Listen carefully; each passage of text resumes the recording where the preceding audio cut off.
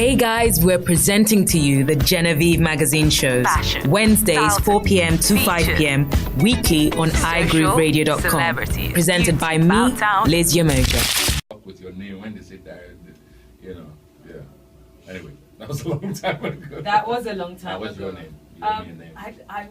Oh, come on. If I give you a girl's name, people will wonder. So I only went to school with girls. Give me a name. There must have been some guy somewhere. Some dude. Wale Ashiru. See? Okay. Wale. No, you do not. No, you do I've not. got Wale on speed dial. Hello, Wale. I have something to tell you. I'll just kill you. Find a way to kill you before LLA. So, with the music, I said there was also TV. Do you think that there was a reason why you were being chosen to host things like This Day? I've You hosted a lot know, of conferences in my you time. hosted This Day. You've hosted so many shows. Yeah. Why were those opportunities coming your way? Do you think? I think it's a combination of being in the right place at the right time and knowing knowing that you're good at what you do and doing it in a very comfortable and not cocky, not overconfident way. You know, my style of presentation and my personality basically is just to be comfortable, you know, and not make anyone feel out of place. You know, so whether it's in front of, you know, African presidents, you know, or meeting George Bush and President Clinton and just keeping my calm. My conversation with Bill Clinton, for example, was totally away from anything. What did you talk about? Exactly. Anything. What did you talk about? What would I talk about? Would it be politics? Yeah. What was it? That wasn't my thing. I remember when I was working on the radio, right, at Cool FM, I used to play some really eclectic music, and I came across a version of Summertime, a jazz classic, a jazz standard, that had Bill Clinton on the saxophone. So a lot of people don't know that he plays the sax. So when I saw him, you know, the first thing with his tall swag and, you know, everything was, Mr. President, where is your saxophone? What a conversation exactly. starter. I didn't even say, oh, hello, sir, good evening, nothing. I said, where is your saxophone? And he's like, this one must know something that a lot of people out here doesn't know. It's like, well, you know. And then his husky voice, you know, I didn't think I could bring my saxophone here. And it was really fun. I took a picture with him, and it was really cool. And same thing, I always try to... Not very many people can boast that they've met. No. I tried the same thing with George Bush. You know, it was a big gathering, This Day Awards, and he was very down to earth. He was like a rascal.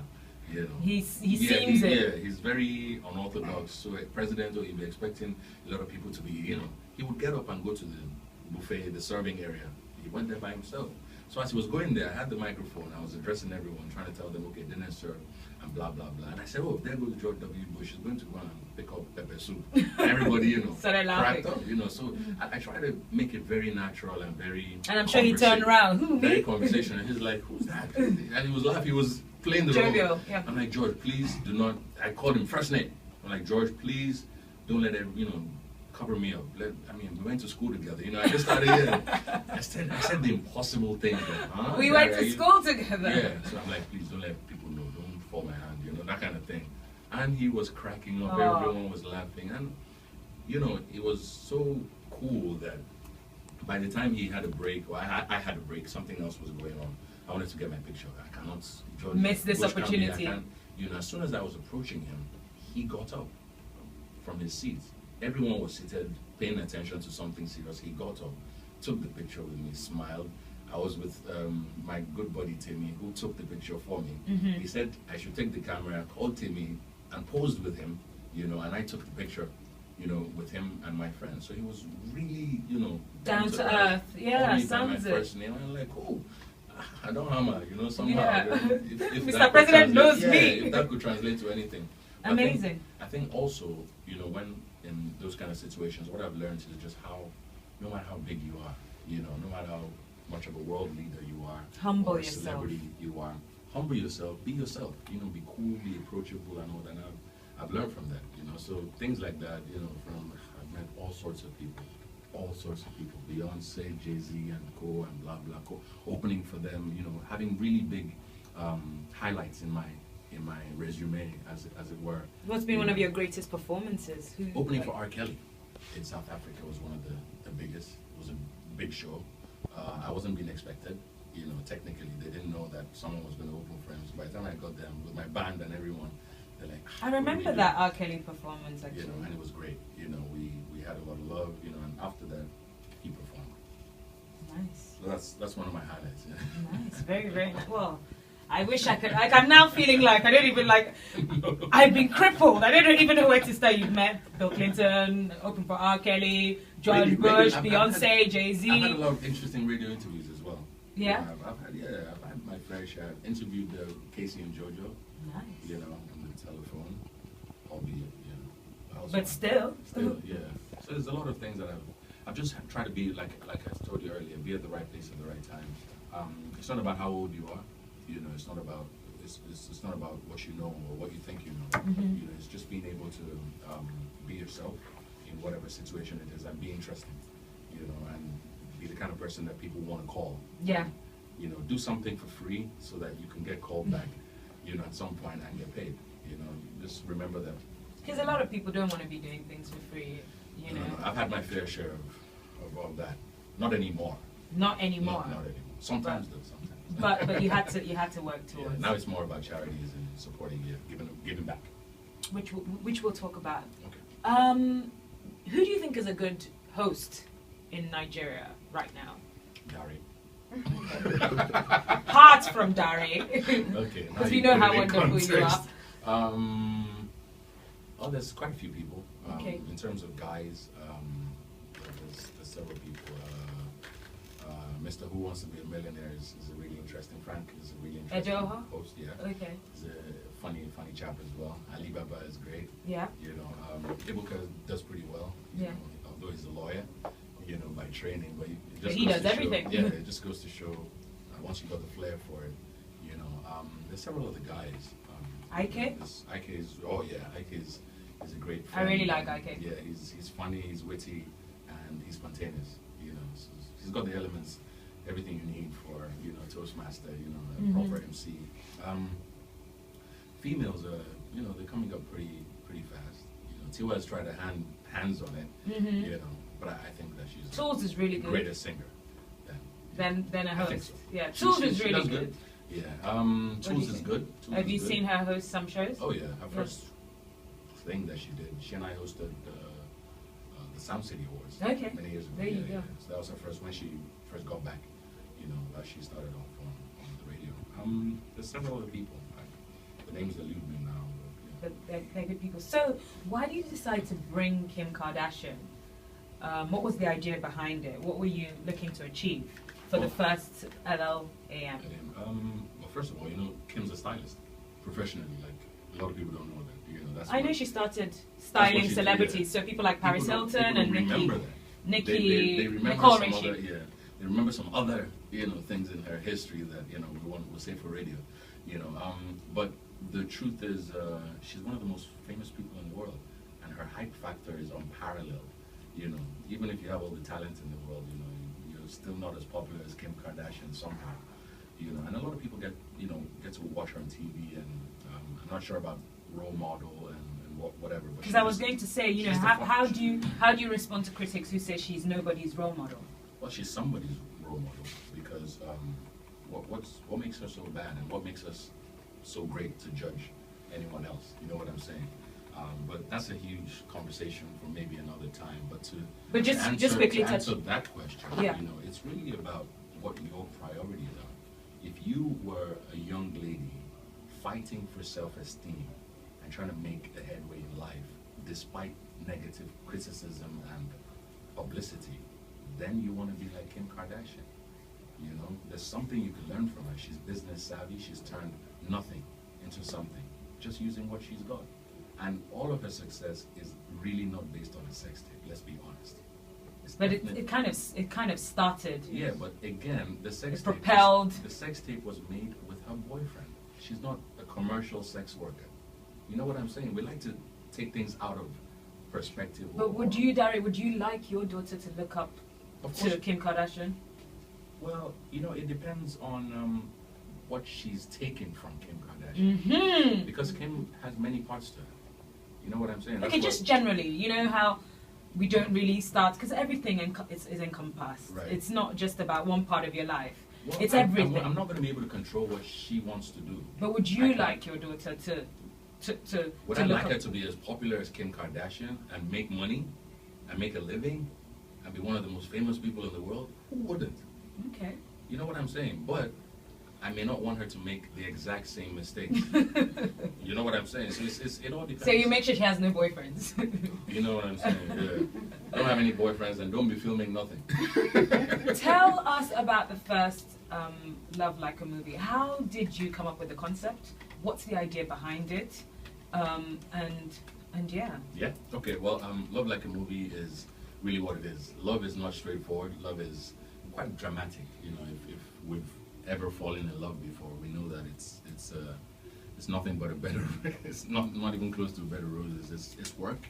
It starts in a very nice, smooth, lovey-dovey, butterflies in the stomach way, but doesn't necessarily always end that way. And there's music for every moment in love. When you meet someone, there's music for it. When the love blossoms and it gets more interesting, there's music for it. When you become a couple and you're dating, there's music for it. When you have turbulence in your relationship or marriage, there's music for it. When you break up, if you break up, there's music for it. Getting back together again, there's music for it. So I think music cuts across, music and love are very synonymous, in a way. And what we've done with Love Like a Movie is to bring those emotions to life using music, telling the story of love in a way that the audience can fall in love with love all over again. So whatever situation you're in, personally, as far as love is concerned, you can always rediscover something, by remembering and singing some of those hit songs from the past and some contemporary songs and some original tunes as well from some of the artists and acts on the night. And we just take people on that emotional ride, on what love, is for everyone. And it's set up like a movie, there's a lot of drama, there's a cast, there's action, there's lights, there's pyros, there's music, there's dance, everything as far as theaters is total theater. I heard it was absolutely amazing. It's thoroughly entertaining, and it's an original concept. It's not a franchise or whatever. It took 3 months for us to go from scratch to getting it on the stage, and several millions of naira. I can imagine. Later. How much did Kim Kardashian cost?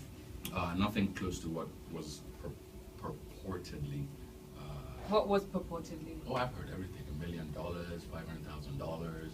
Yeah. Oh, it's not even up to $500,000? If I had that money, would I even do a concert?